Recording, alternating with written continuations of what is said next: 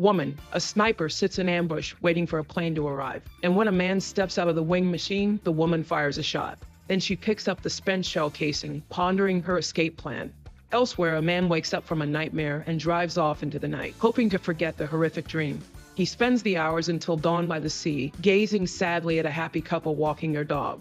Later, he receives a letter from an unknown sender and sets off to the Marine Corps base. Once on federal property, he proceeds to the office of a woman who calls herself Agent Bartholomew. She knows that Levi comes from a military family and that he himself is an elite sniper with 113 particularly difficult kills to his name. After retiring, he took on private contracts, but he is currently bound by no obligations. Although he is ready at any moment to work with the Marines, he refuses any contracts because the military psychologist deemed him unfit for service. He is alone, no girlfriend, no relatives who might worry about him. The man does not use or experiment with substances because all that affects his accuracy. Levi could have appealed the doctor's findings, but sees no point in doing so, nor, in fact, in many other things.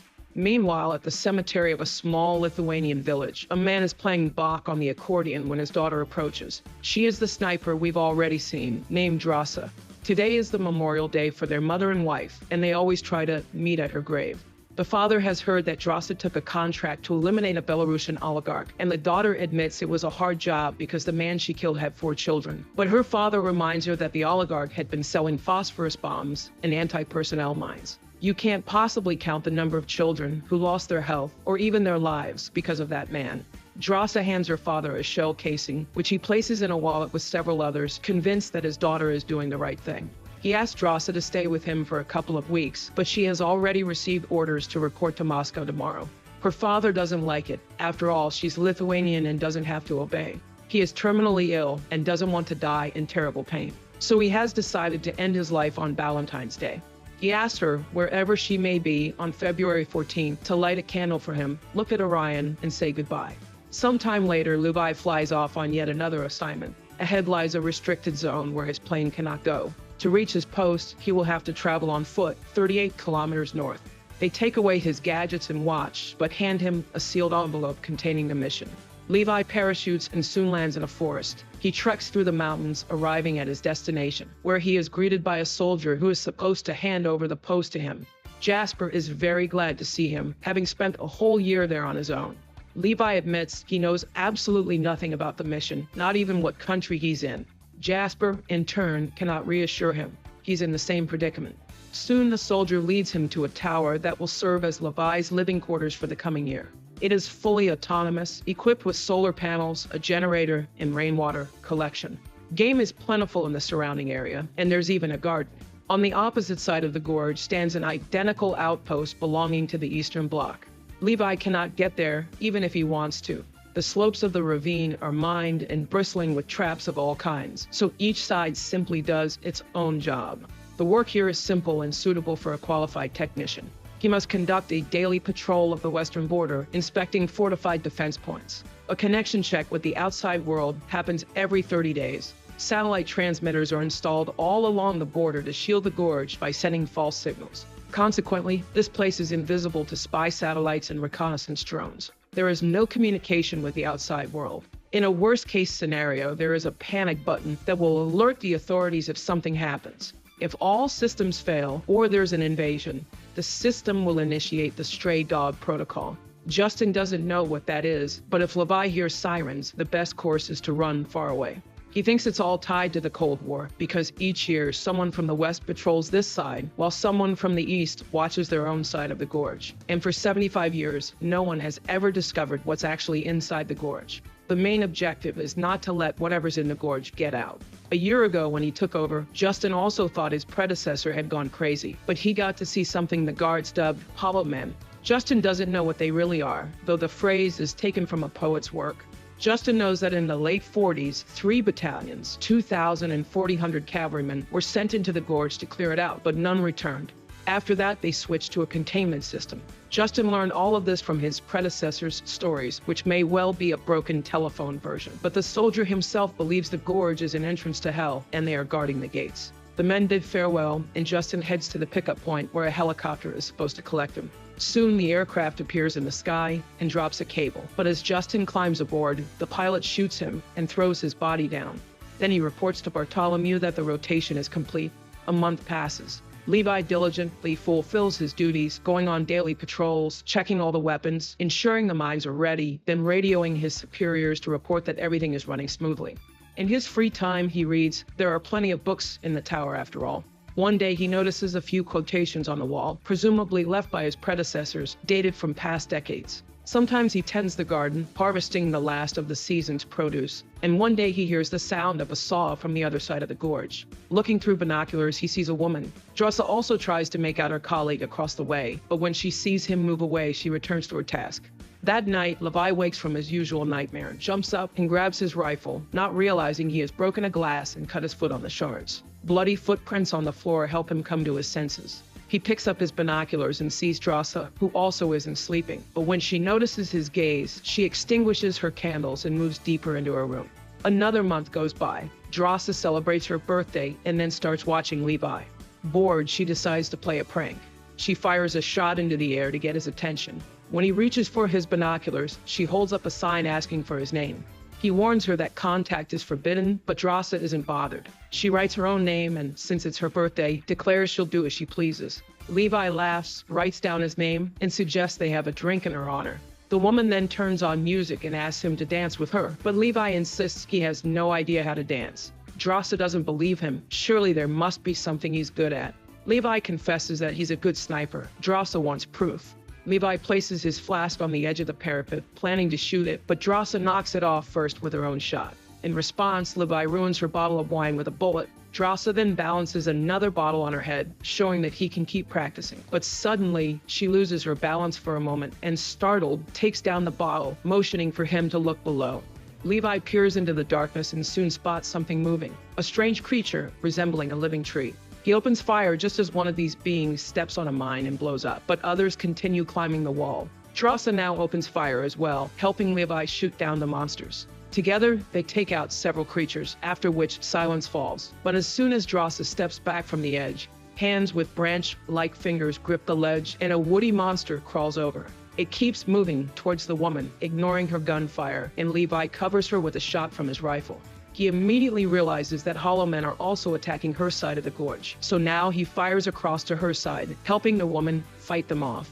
Mines explode on the edge of the gorge, throwing Drossa aside, but Levi covers her with machine gun fire, just as she'd done for him a moment ago.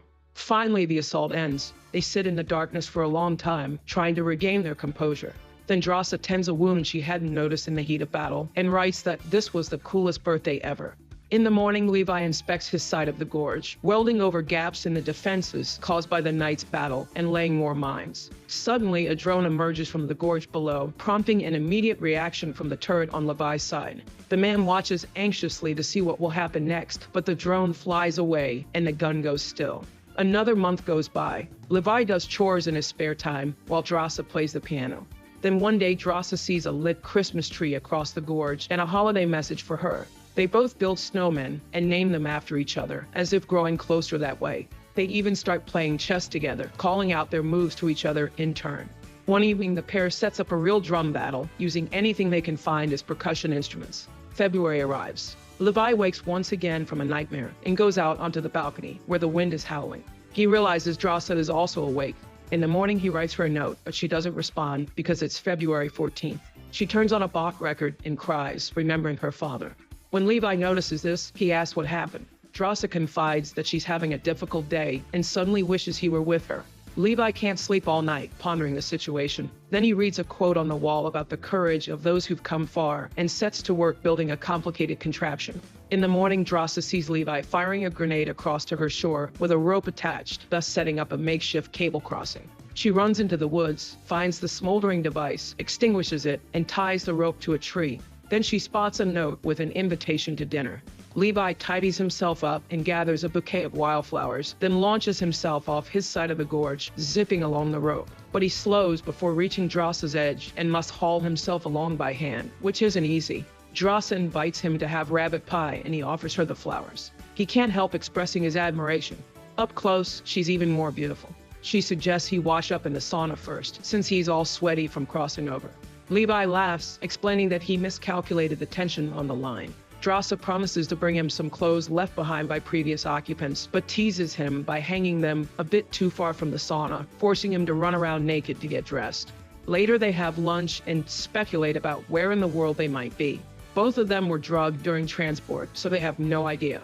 Levi can say one thing for sure: they're in the northern hemisphere. He then admits he's a sniper. Immediately, Drasa realizes who he is. His shot in Yemen was the pinnacle of marksmanship. Levi shifts the conversation back to their location. Drasa explains that her father advised her not to learn the whole truth. Levi talks about his childhood in Oregon, where his father taught him how to shoot. That night, they turn on music, and Drasa manages to make Levi dance, noting that he lied about not knowing how. He's very graceful. The two grow closer. Afterward, they talk about everything, eager to learn more about each other. Levi confesses that he wrote a poem dedicated to her, but refuses to recite it. In the morning, Levi says goodbye to Drasa, admitting that her pie was simply divine, then heads back across the gorge. But as he nears his side, a mine goes off, the rope snaps, and he plummets into the gorge. Drasa immediately grabs her weapon and a parachute and jumps after him. But dense fog hides a raging river below, and she plunges into it, quickly sinking.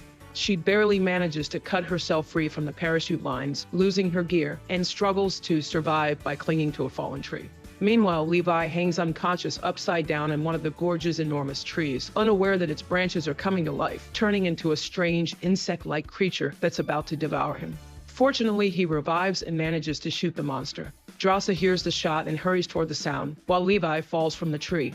Hitting the roots, he realizes they are awakening and trying to pull him underground, apparently intending to feast on him.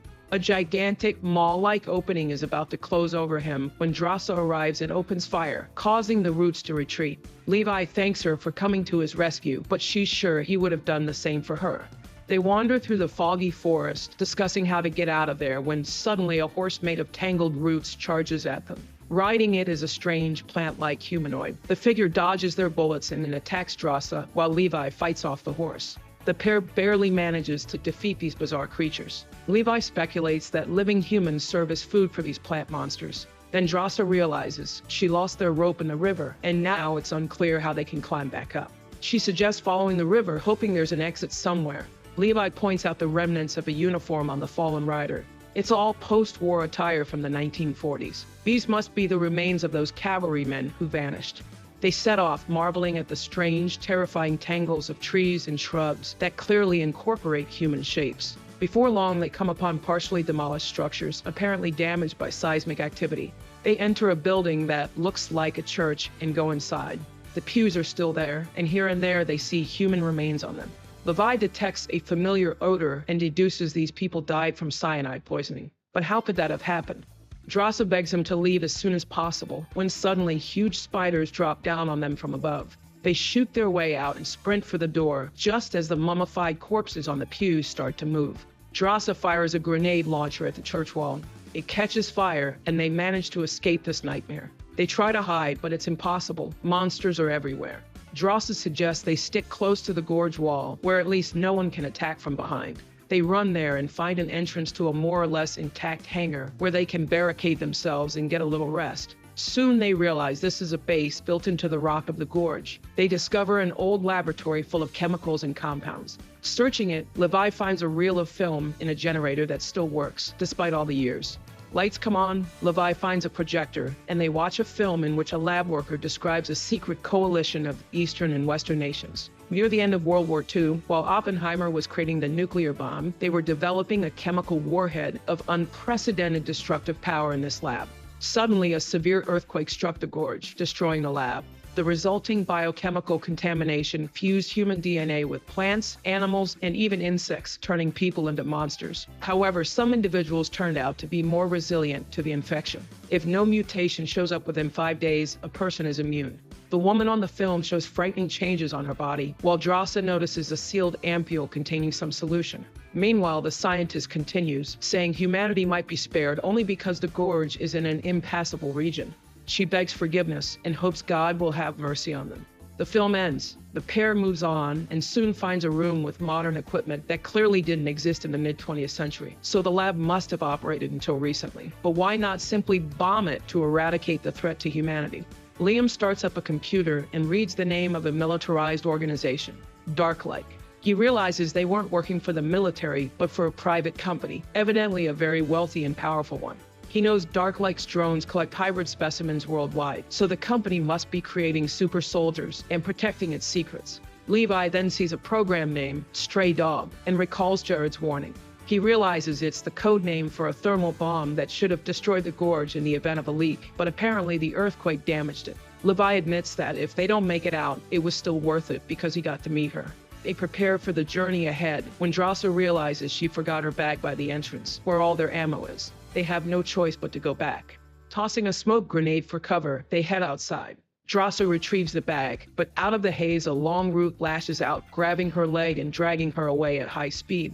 It whips past Levi. Some root rider on horseback has seized the woman, carrying her off into the darkness. She tries to cut the root away, but she's slammed into something and loses consciousness. Levi goes after her and soon finds a ruined missile silo. Drassa comes to her senses to find herself hung up in a room with a hollow man peering at her, evidently deciding where to start eating. She manages to free herself and fight back, but the monster is very strong. Drassa sets it on fire with a log from the fire, but it nearly overpowers her. Then Levi appears, saving her.